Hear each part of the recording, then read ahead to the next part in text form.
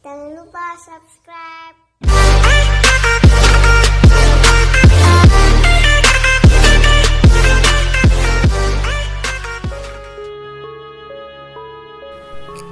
Legenda Kek Lesap. Menurut cerita dahulu, di Bangkalan ada seorang raja yang suka berkelana, keluar masuk desa-desa. Suatu ketika Baginda Raja Pangeran Sosrodiningrat atau Pangeran Cakraningrat III pergi ke desa Pocong. Ia pergi keluar masuk desa bertujuan untuk mengetahui keadaan desa. Ketika sampai di suatu tempat, beliau bertemu dengan gadis desa yang menjadi bunga desa di desa tersebut. Masyarakat desa Pocong menyebutnya Nyai Pocong. Setelah sang raja tahu rumah Nyai Pocong, maka sang raja melamar Nyai Pocong kepada orang tuanya untuk dijadikan istri atau selirnya. Tentu saja orang tua Nyai Pocong tidak berpikir panjang. Mereka langsung menerima lamaran sang raja yang tampan. Setelah beberapa lama Baginda Raja menjalani kehidupan suami istri dengan Nyai Pocong. Pada suatu hari ketika Nyai Pocong dalam keadaan hamil, Baginda Raja pergi kembali ke keraton.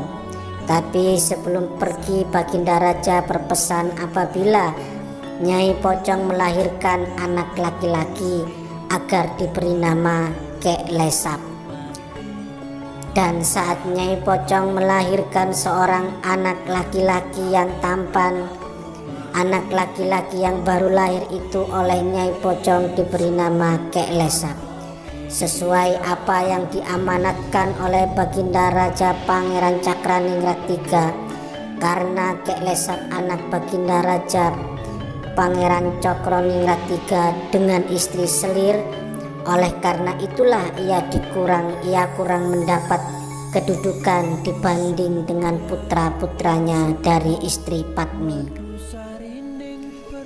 Pada suatu waktu ia diberitahu oleh ibunya, yaitu Nyai Pocong, siapa ayah Kek Lesap yang sebenarnya.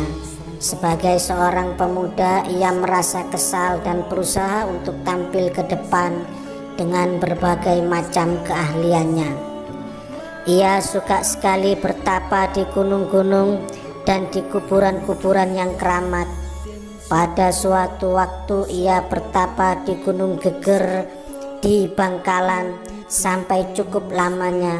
Sekembalinya dari bertapa di Gunung Geger di Bangkalan, ia mempunyai beberapa macam keahlian. Terutama ia bisa menyembuhkan berbagai macam penyakit. Hal itu terdengar oleh Raja Bangkalan yang bernama Surodiningrat atau Pangeran Cakraningrat IV.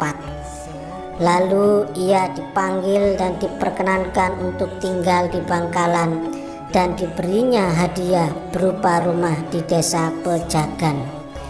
Selain itu, Raja juga mengizinkan ia menjalankan prakteknya sebagai tabib. Sebagai tabib, ia tidak segan-segan untuk memberikan bantuan berbagai macam obat-obatan kepada siapapun yang menderita sakit. Meskipun sudah mendapat penghormatan semacam itu, Kek Lesap masih merasa belum puas karena ia merasa sering diawasi oleh raja. Yang tersembunyi di balik itu, ia mempunyai ambisi untuk memegang pemerintahan di Madura. Karena itu, Kek Lesap meninggalkan kota Bangkalan terus menuju ke timur dan akhirnya ia sampai di Goa Gunung Pajudan di daerah Gulug-Gulug, dan di gua itulah ia bertapa untuk beberapa tahun lamanya. Diceritakan bahwa Kek Lesap bertapa di sebuah gunung Pajudan di daerah Gulug-Gulug selama beberapa tahun. Akhirnya Yang Maha Kuasa memberi Kek Lesap sebuah senjata calok yang diberi nama Kodik Crangcang. Konon Ceritanya Kodik Cangcang itu kalau dilemparkan bisa terbang sendiri dan dapat disuruh untuk mengamuk sendiri tanpa ada orang yang memegangnya. Karena kesaktian-kesaktian yang ia miliki, ia makin dikenal sampai ke seluruh pelosok Madura. Akhirnya Kek Lesap merasa yakin pada dirinya sendiri bahwa ia sudah cukup mampu untuk mengobarkan api pemberontakan. Keahlian dan kemasyhurannya banyak membawa simpati pada rakyat, sehingga ketika ia turun dari pertapaannya di Gunung Pajudan, ia dapat menaklukkan desa-desa yang ia datangi. Dengan bantuan panglima perangnya yang bernama Raden Buka, mulai menyerang kerajaan Sumenep pada tahun 1749 sampai 1750 Masehi. Ia mulai menyerang kerajaan Sumenep. Pertempuran terjadi di mana-mana dan tak lama kemudian Sumenep dapat didudukinya. Kanjeng Pangeran Arya Cokronegoro IV atau Raden Alza atau Adipati Sumenep sebagai Raja Sumenep merasa sangat ketakutan.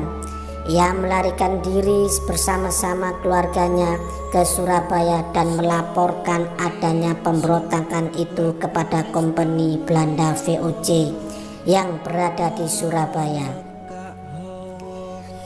Setelah Keraton Sumenep dapat diduduki, Kek Lesap menempatkan Raden Buka sebagai Adipati Sumenep. Setelah Keraton Sumenep dapat diduduki, Kek Lesap menuju ke Pamekasan melalui jalan sebelah selatan ialah Bluto, Prenduan, Gaduaradan, dan seterusnya. Dimanapun tempat yang ia lalui, Kek Lesap disambut oleh rakyat dengan penuh simpati dan terus rakyat menggabungkan diri sebagai pasukan Kek Lesap.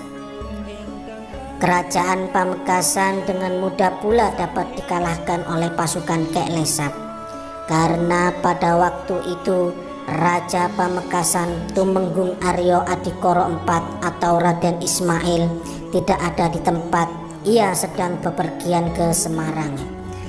Raja Pamekasan Tumenggung Aryo Adikoro adalah menantu Cakraningrat V yang bertahta di Bangkalan. Sewaktu Adikoro kembali ke Semarang dan singgah di Bangkalan, ia lalu mendengar dari mertuanya bahwa Kek Lesap melakukan pemberontakan. Setelah mendengar berita itu, Raja Pamekasan Tumenggung Aryo Adikoro meminta diri kepada ayahnya untuk berangkat berperang melawan Kek Lesap.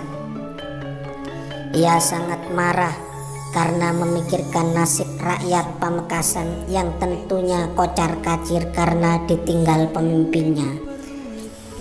Dengan diiringi pengikutnya yang masih setia, Raja Pamekasan Tumenggung Aryo Adikoro terus menuju ke Sampang. Di kota ini ia berhenti untuk beristirahat sebentar. Pada saat makan siang datanglah seorang utusan Kek Lesap dengan membawa sepucuk surat yang isinya menantang untuk berperang. Raja Pamekasan Tumenggung Aryo Adikoro IV sangat marah. Nasinya tidak dimakannya. Bahkan ia terus berdiri dan menanyakan kepada orang-orang banyak siapa yang sanggup mengikuti dirinya untuk berperang dengan Kek Lesap. Penghulu Bagandan tidak menyetujui untuk berangkat segera karena hari itu adalah hari naas dan menasihati untuk berangkat keesokan harinya saja. Tetapi Raja Pamekasan Tumenggung Aryo Adikoro IV tidak sabar untuk menunggu semalam saja. Ia menanyakan lagi siapa yang sanggup mati bersama-sama dengan dirinya. Penghulu Bagandan menyahut bahwa ia yang pertama bersedia untuk mati bersama pemimpinnya. Karena itu, tanpa ditunda-tunda lagi, Raja Pamekasan Tumenggung Aryo Adikoro IV berangkat dengan diikuti penghulu Bagandan dan pengiring-pengiring menuju ke Pamekasan. Raja Pamekasan Tumenggung Aryo Adikoro IV dan pasukannya mengamuk sedemikian rupa sehingga musuhnya dapat dipukul mundur sampai ke pengantenan daerah Pamekasan. Akan tetapi karena jumlah pasukan Adikoro sangat sedikit dan ia sendiri sudah amat lelah, maka tidak lama kemudian perutnya terkena senjata sampai ususnya keluar. Tetapi semangatnya tidak padam. Ia melilitkan ususnya kepada tangkai kerisnya dan ia terus mengamuk dengan senjatanya. Rupanya ia kehabisan tenaga juga dan terus jatuh meninggal dunia. Demikian pula penghulu Bagandan gugur di medan pertempuran bersama rajanya. Setelah Raja Pamekasan Tumenggung Aryo Adikoro IV dapat dikalahkan, maka Kek Lesap beserta pasukannya terus menuju ke Bangkalan. Saat itu Bangkalan dipimpin oleh Raden Adipati Seco Adiningrat atau Pangeran Cakraningrat V pada tahun 1736 sampai 1769. Di Bangkalan pertempuran hebat pun dimulai, sebab pasukan Cakraningrat V mengadakan perlawanan yang cukup hebat. Tetapi lama-kelamaan pasukan Bangkalan dapat dipukul mundur dan bantuan dari kompeni didatangkan dari Surabaya. Pertempuran terus berkobar kembali. Bantuan dari kompeni tidak dapat bertahan dan terpaksa mundur pula.